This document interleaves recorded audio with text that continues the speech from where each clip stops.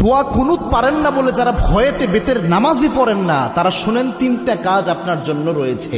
এই তিনটা কাজ করলে বেতের নামাজের পরিপূর্ণ সওয়াব আপনি পেয়ে যাবেন। সুবহানাল্লাহি ওয়া বিহামদিহি। ইসলাম যে কত সহজভাবে আপনাকে সমাধান দিয়েছে কল্পনা করতে পারবেন না। এই যে বেতের নামাজে যে দোয়া কুনুতটা আমরা পড়ি, এটা কিন্তু অনেকের মুখস্থ হয় না, যার কারণে অনেক বড় দেখে অনেকে বেতের নামাজই পড়ে না যে আমি দোয়া কুনুত পারি না, আমি কি বা পড়বো। অথবা অনেকে এমন রয়েছে বেতের নামাজে দাঁড়িয়ে দোয়া কুনুতের সময় চুপ করে থাকে, একটা শব্দ করে না, এরকম আছে অনেকে। তো এরকম কোনোটাই মাধ্যমেই আপনার কিন্তু দোয়া কুনুতের যে হক এটা আদায় হচ্ছে না। এবং বেতের নামাজ এটা কিন্তু ওয়াজিব একটি নামাজ, এই নামাজকে আপনি ইচ্ছা করে ছেড়ে দিতে পারবেন না, এবং ওয়াজিব সবসময় চাইলে আপনি তরক করতে পারবেন না। এই জন্য বেতের নামাজ গুরুত্বপূর্ণ।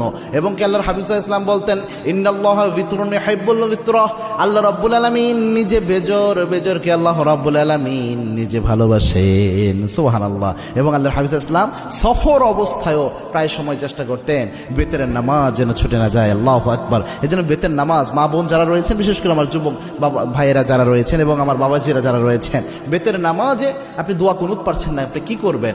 প্রথম যদি আপনি দোয়া কুনুত না পারেন তাহলে আপনি যে দোয়াটা পড়বেন, রব্বানা আতিনা ফিদ দুনিয়া হাসানাহ ওয়া ফিল আখিরাতি হাসানাহ ওয়া কিনা আযাবান নার।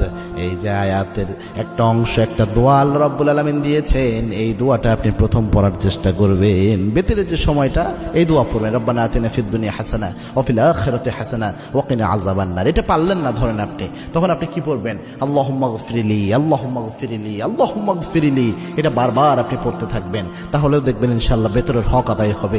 3 নাম্বার হচ্ছে আপনি পড়বেন আস্তাগফিরুল্লাহ, আস্তাগফিরুল্লাহ, আস্তাগফিরুল্লাহ। তিনটার যে কোনো একটা যদি আপনি পড়েন, আশা করা যায় ইনশাআল্লাহ বেতরের হক সাময়িকভাবে আদায় হবে। তবে এটা এই সময় পর্যন্ত, যতদিন পর্যন্ত আপনার মুখস্থ না হয়। আপনি চেষ্টা করতেছেন মুখস্থ করার জন্য, পাশাপাশি এটা দিয়ে চালায়া যাবেন। এটা আপনি সারা জীবন করবেন, এটা কিন্তু হবে না। দুনিয়ার সব আপনি মুখস্থ করতে পারেন, মাথায় রাখতে পারেন, আর যেটা মৌলিক একটা বিষয় ইসলামের, এটা মাথায় রাখতে পারবেন না, এটা কিন্তু হতে পারে না। এই জন্য চেষ্টা করবেন যত দ্রুত সম্ভব কয়েকদিন রিডিং পড়েন, রাতের বেলায় ঘুমানোর আগে দোয়া কুনুতটা রিডিং পড়েন, দেখবেন ইনশাআল্লাহ আস্তে আস্তে মুখস্থ হয়ে যাবে। আল্লাহ রাব্বুল আলামিন আমাদের আমল করার তৌফিক দান করুন। আল্লাহুম্মা আমিন।